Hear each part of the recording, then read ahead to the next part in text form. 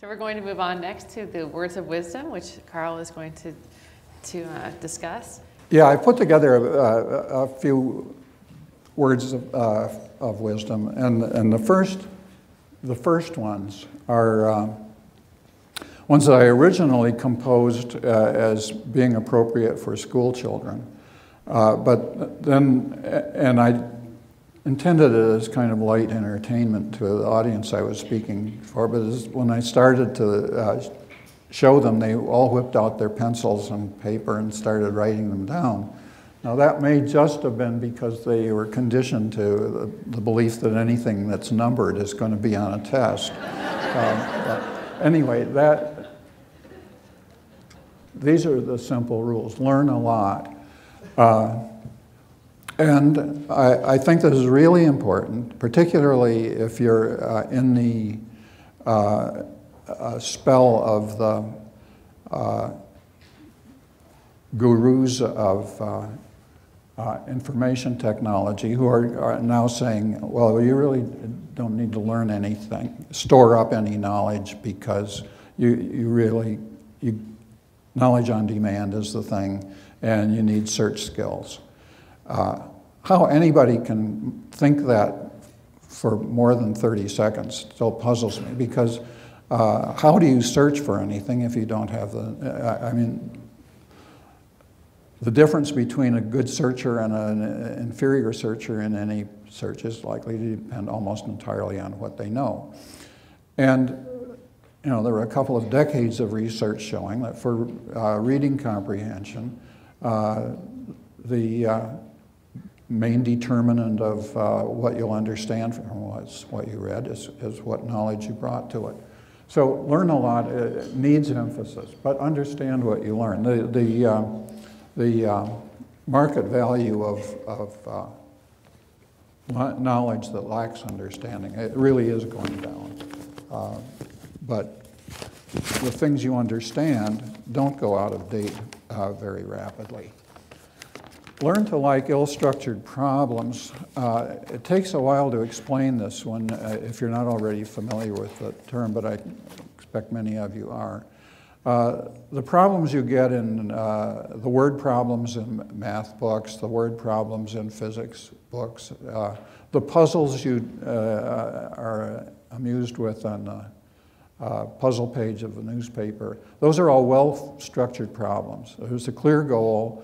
The information you need to solve them is there before you. There are rules about how to carry it out. The problems in real life aren't anything like that, generally. That's why I'm very skeptical about all of this passion for getting kids to become good at doing arithmetic word problems. When the day they leave school permanently is the last day they'll ever see a word problem. And after that, they've got to learn to solve ill-structured problems, and some people don't like them because the goal of the problem emerges instead of being very clear at the outset. And what knowledge you have that might help is not certain, and it's not even certain whether you have enough knowledge to solve it. So, but those learning to like problems like that is, I think, going to hold you in good stead now. There it comes. Take risks with ideas. Daniel Dennett characterizes a number of different levels of organism and how they adapt or get along in the environment.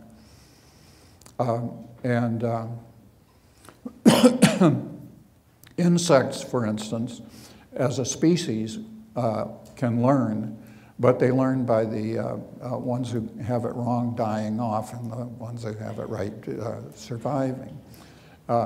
And so those are Darwinian creatures.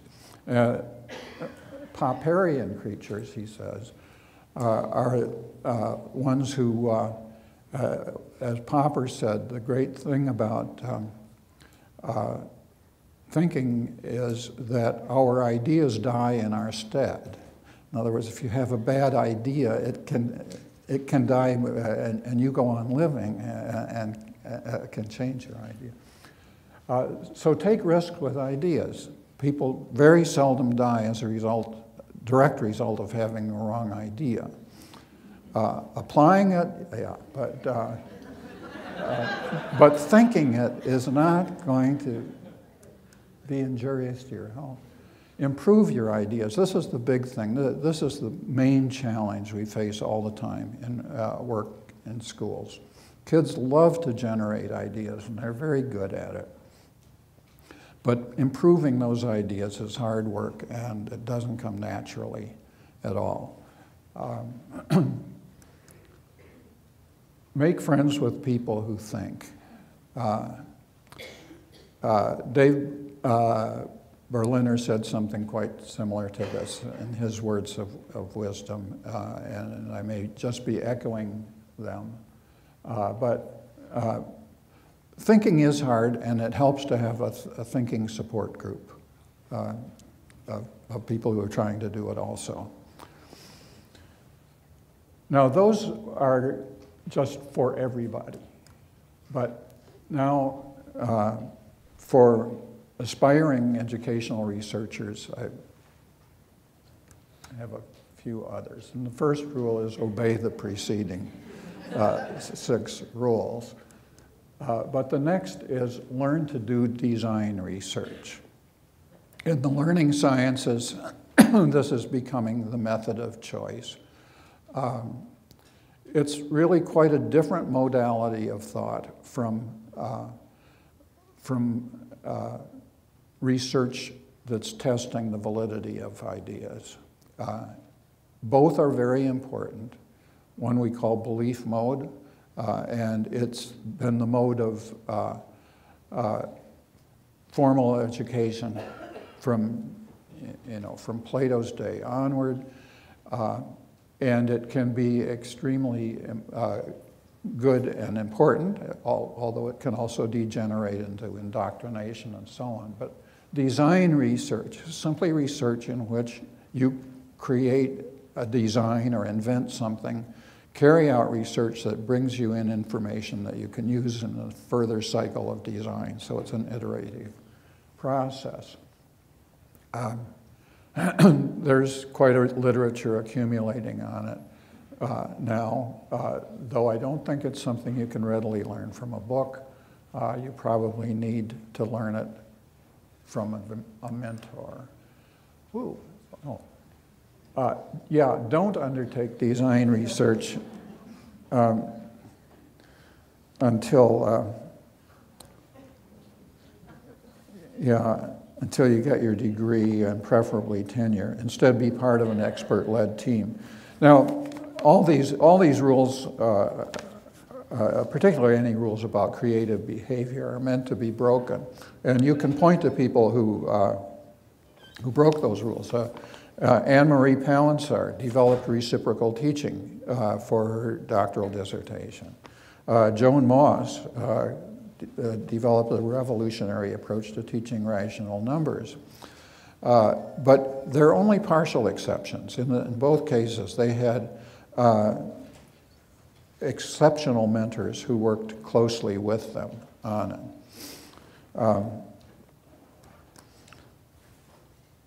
Avoid questionnaire and interview research unless you have a powerful idea that can be tested by it.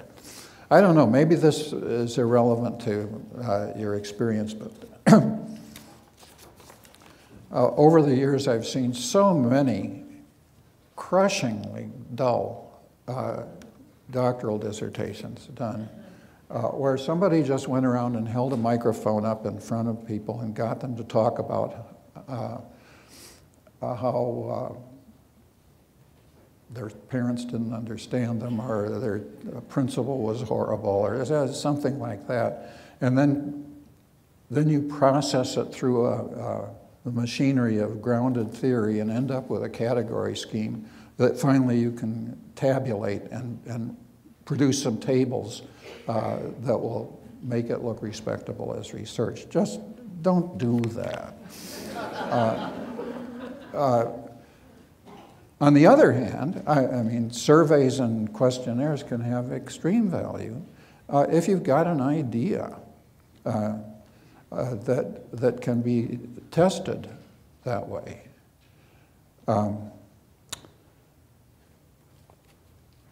And finally, whoa, what happened to it? Did you see that? It was do research that lets kids show how smart they are. You know, throughout the 1960s and 70s, a lot of American research was devoted to showing that the things that Piaget said that kids couldn't do, they in fact could do, given a little support, something like that. I think now in the 21st century, we're showing that kids can do things that nobody thought they could do. And how you design the research and carry it out is really important in whether it's going to show kids to be smart or to be stupid. And I'm just urging you to try to do the kind of research that shows how smart they are. I wondered why, as many people wondered, why were Americans getting such different results from what Piaget's group in Geneva was getting with kids doing conservation of number, conservation of substance, and so on. And I think I found the answer when I saw a movie of a demonstration of how to test kids in the Piaget tasks. The tester was very aloof, almost robot-like, responded to the kids not at all, delivered the questions sharply and precisely, and the kids were giving dumb answers. They had a reason, apparently, for why they were doing it that way. It wasn't just that they were mean, but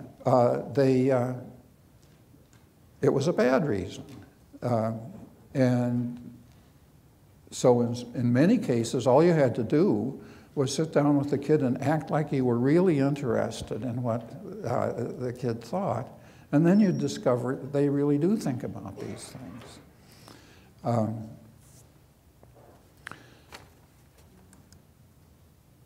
Now, on to rules. There are just three, and then we'll be done and I can start to hear from you. For educational technologists, since I really haven't said a whole lot about technology. First, resist separating skills from knowledge. This is the big thing that's going wrong, and the way to guard against it, I think, is to make sure that any student activity whose sole purpose is exercising some, quote, higher order skill or some IT skill ought to be replaced by one that serves the same purpose, but it does it by engaging students in constructing deep disciplinary knowledge. This obviously is an argument against drill training in higher order skills, but it's also an argument against the much more approved tactic of integrating them into the curriculum, to the regular teaching. Because the net effect of that is frequently just to destroy the content coherence. There are just ways to get around that. And the important thing is to don't make this mental separation of skills from knowledge. Nobody made that separation before 1955 anyway, and it's just an aberration, and hopefully it will not last for many more decades. 2, be wary of generalizing from self-selected web-based communities to classrooms. I'm seeing a lot of that these days. you know, there are, you get these web-based communities where you've got a group of people who are passionately interested in what they're doing, and they interact and so on. And some of them, like the one that Don Tapscott organized, involve school-age kids, and they're thinking about important issues and so on. But what have you got there? You've got a potential membership in the community of millions, and it sorts itself out into 10 or maybe up to 100 people. This is just nothing like a school classroom where you've got 20 to 30 kids who didn't elect to go there. That's where they are. And the teacher is responsible for every one of them. They can't just drift away the way you drift away in a web-based voluntary thing. So generalizing from one to the other, I think, is very risky, and there's a lot of it going on. The third, I don't know if I need to say this, but if you run an IT office, don't let pragmatism cripple vision. Jeffrey Moore, in one of the more interesting business-type books I've ever read, Crossing the Chasm, says that very often in many organizations, the IT office is the main barrier to innovation. And it's because of pragmatic considerations. Pragmatic considerations that say always deal with the market leader. Because if you deal with the little guys, they may not be there 2 years from now when things break. Well, that's pragmatic and very useful. But just think what it does to the capacity of an organization to innovate. So those are my final little technologically oriented words of, if you prefer to go along with the game, call them wisdom. But I think we're now at the point where we can have open discussion or questions.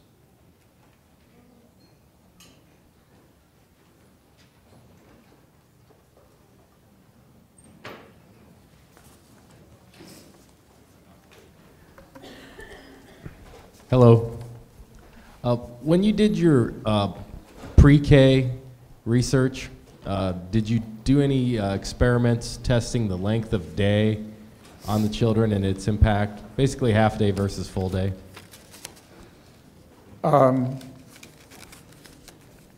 No, we certainly didn't. We had them for half a day, and that seemed like plenty. And for longer periods of time, you got to get into taking naps and all of those, and that sort of thing. But no, we didn't have, I don't have any research basis to say anything about length of school day, I'm afraid. Thank you for coming. The question I had, you were talking a lot about best practices, and as teachers, we get bombarded every single day. We've got response to intervention, differentiated instruction, constructivistic learning versus explicit direct instruction. Mm-hmm. What are some of your ideas that we can use as teachers that help us kind of navigate all of these best practices ideas in order to be better teachers and be able to use the research that's coming out? Well, you know, I'm sorry to say I don't think there's a simple answer that would be very helpful at all in this case. Yes, there are warring ideas about what best practice, what would constitute best practice, and those have generally been going on for throughout the past century. So they're not about to be resolved right away soon.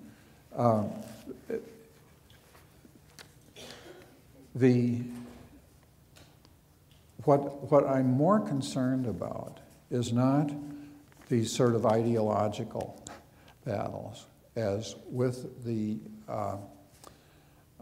pickup on what amounts to pseudoscience. And for that, I think you have to go to sources to get some resistance to it.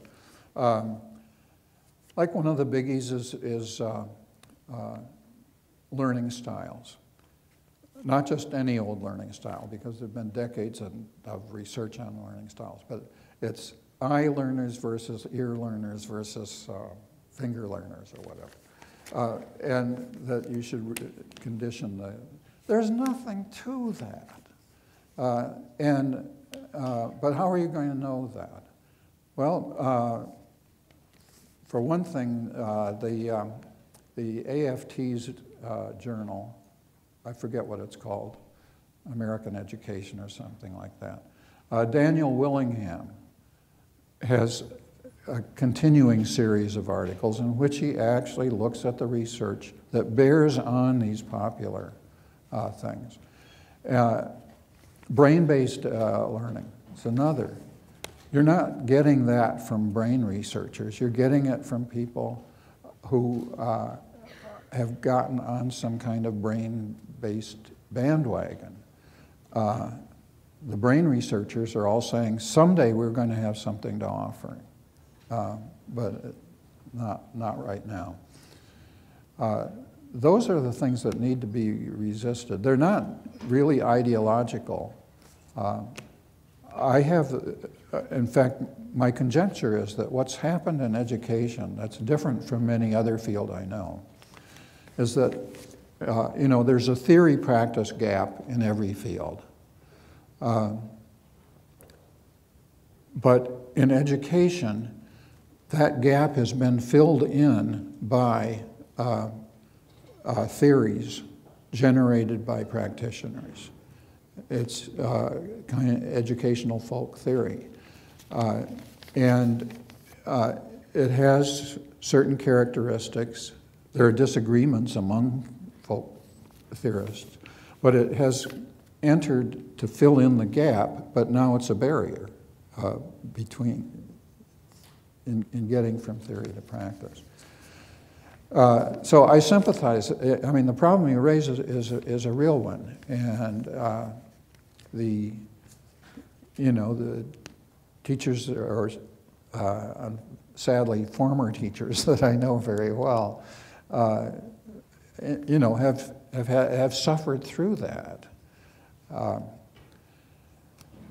And as far as I can see, it's the AFT over a number of years has been the one organization that has seriously taken on the task of doing something about the misinformation, the folk theories, and of making sure that good information that teachers can work with creatively gets into their hands. But it's a huge order. Good morning. My question has to deal with what we have here is No Child Left Behind. Yes. It's been interesting on how it's impacted education. We hear different philosophies, and I'd like to know what you feel about that. Has it been a dumbing down of education where we are too low, or do you see this as a positive? And what's your take on No Child Left Behind? Well, I'm on the whole very skeptical about it, and it's not that I have anything original or particularly authoritative to say about it, but it certainly does look like it's encouraged a lot of teaching for the test, and perhaps most seriously, it has put all the emphasis on performative skills, and so content areas like literature and geography, history, physical sciences and biological sciences, they've all suffered. And that's very, very sad. Now, it sounds like Obama with his new plan. He's not about to throw out the test-driven curriculum, but that he is conscious of the fact that it's had this effect of driving out other kinds of learning, and that's should be a positive move. It's hard to imagine that there'll be mounting hysterical opposition to that, but I think we can predict that there will be. Yeah.